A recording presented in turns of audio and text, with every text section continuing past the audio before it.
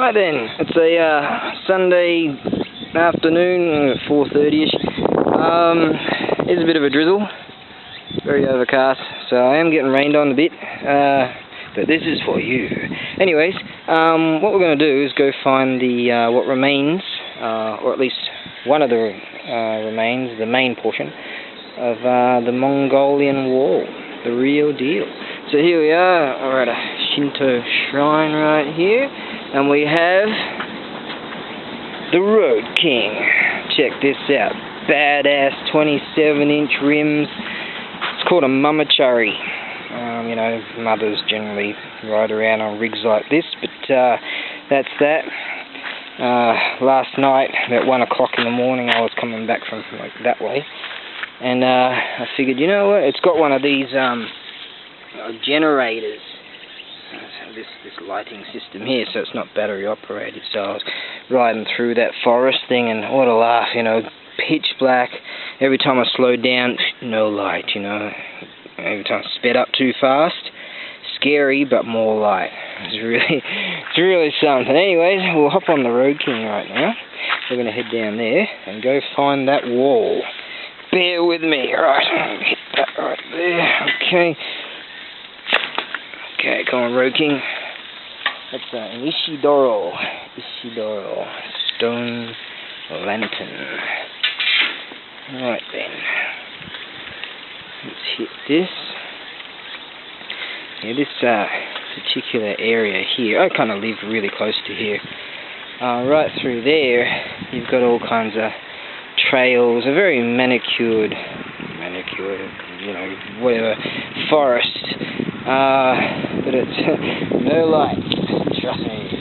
So I cruised through all of that. Really great, just really great. But I'm weaving all over this trail, trying to get as much sighting of it. 1 o'clock in the morning. But on my travels in return that way home, home if you could call it that, I found a sign that mentioned the Mongolian wall. So what do? No lights. The hay with it. Went and found it, and it was really something. So I decided to show you. I'm on my way to this one of the public. We might even be able to get across here.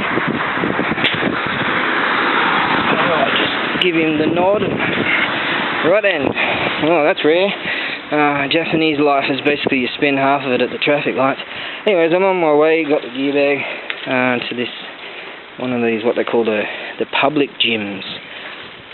And, you know, I don't think it's this particular entrance. It's down here. And so they have these public gyms. You know, if you go to, they set up this Gold's Gym in the city, in the main area of the city. And, you know, they're like really expensive, but these public gyms, for 2 hours, the equivalent of US $2.60 for 2 hours. So they're really great, and they're very well equipped. And you can hire out the volleyball court, basketball court. You got you know, the gym stuff, and you know, they got table tennis and karate, all kinds of cool stuff. Okay, yeah, what's that say? Yukino Matsubara stone fortifications.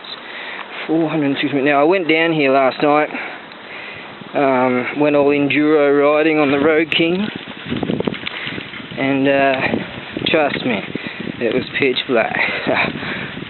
Alright then. Now, we've got 460 meters to go. What we might do is just zip down this bit here. 390 meters to go, right? And I'm get a bit of enduro riding going here. I've got some sand section down here. And we got Eli Tomac, and here comes Trey Kennard. But look at this, who's this guy? Whoa, number 0, ABAREBUGYO. Alright then, okay, we're all good. Now, over there, we got the marina over there. I don't know if you can make that out. But we have over there one of the... That's Noko Island, I think. And here we have, I was wondering, it was late at night, you know, I was thinking, What, these little doobies? Are these stone fortifications, you know? Here's another little doobie here.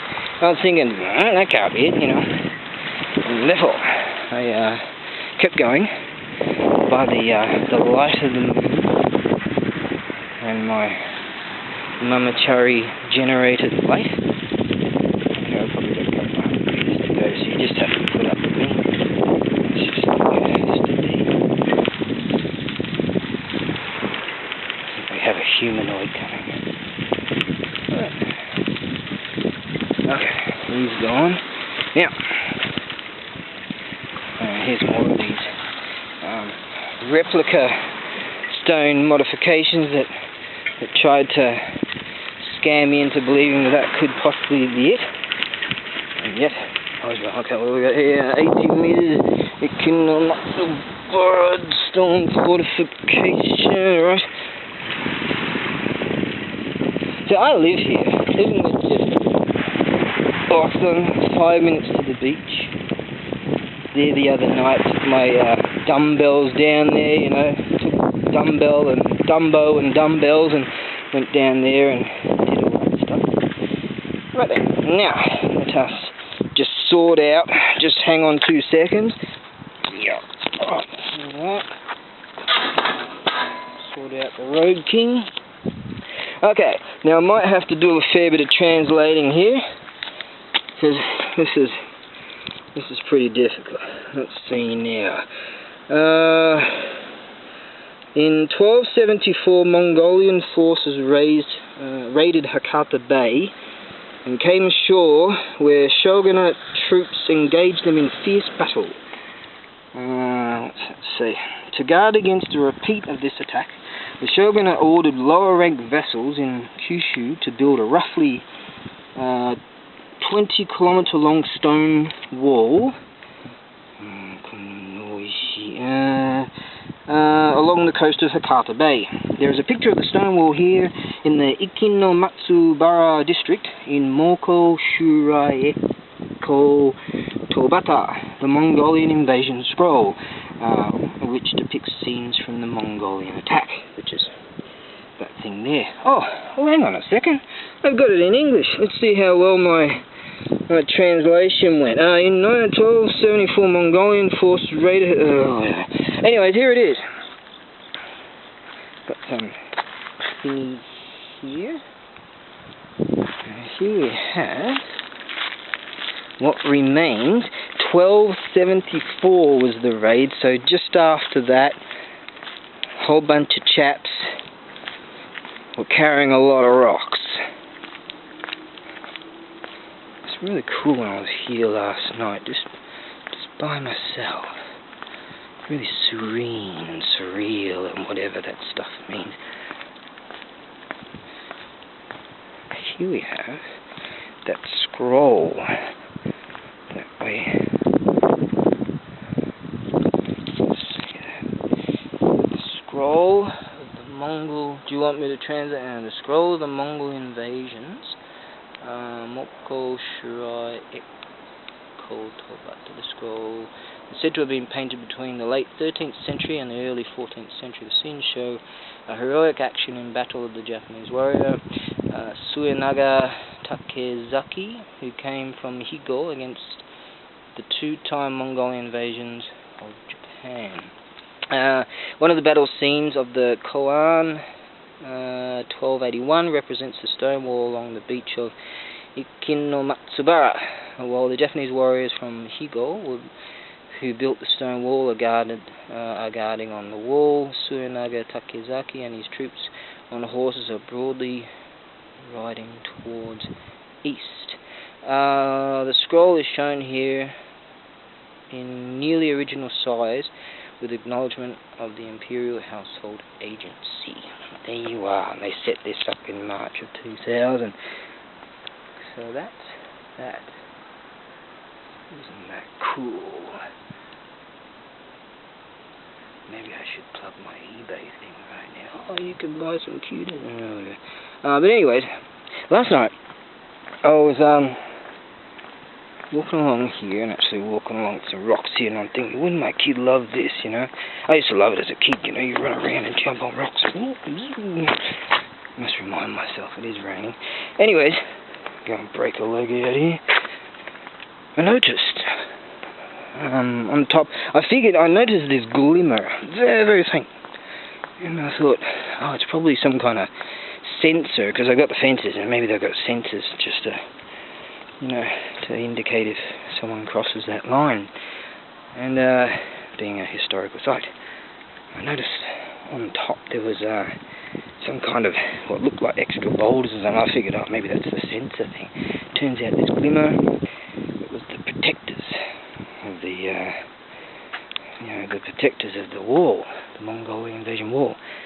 And I looked closer and closer, and I figured that out. And I thought, no, it can't be extra stones.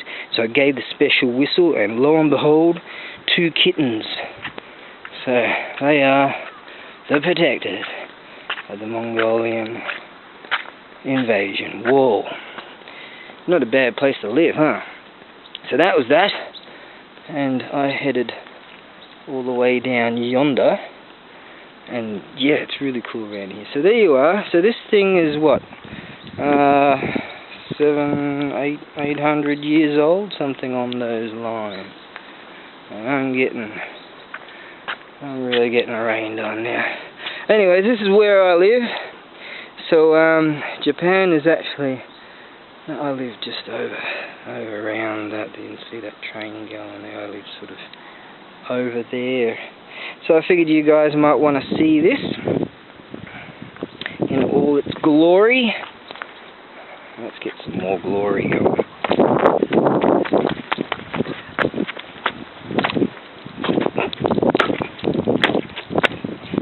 Right then.